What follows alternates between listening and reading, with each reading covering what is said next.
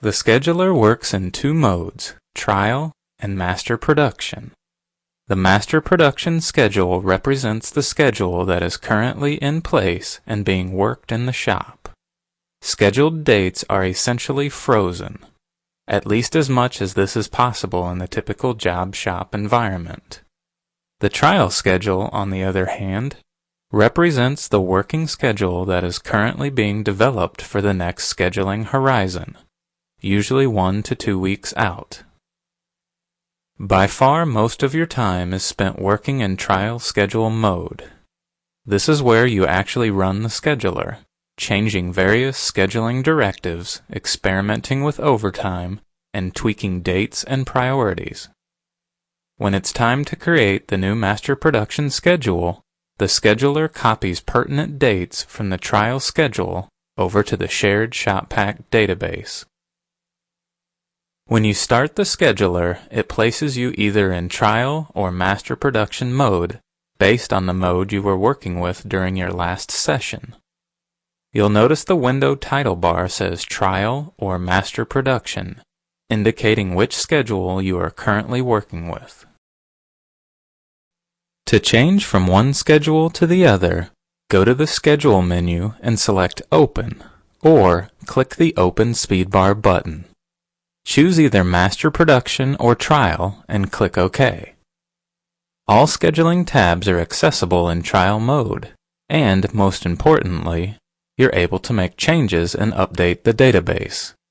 For the most part, you refine scheduling directives and keep running and rerunning the scheduler until the trial schedule is finally ready to be transferred over to ShopPack as the next master production schedule.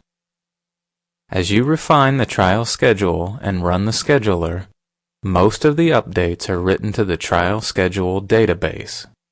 This is a standalone database that resides on the PC of the person building the trial schedule. Some updates made while adjusting the trial schedule, however, are immediately written back to the shared ShopPack database so all ShopPack users can see them. Similarly, certain changes made by ShopPack users are automatically sent to the scheduler.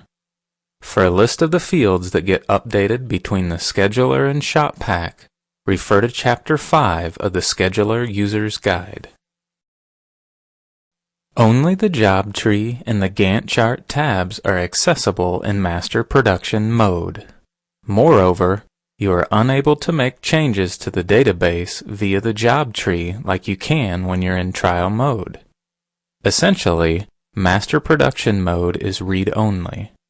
The primary reason for opening the master production schedule is to browse or print Gantt charts.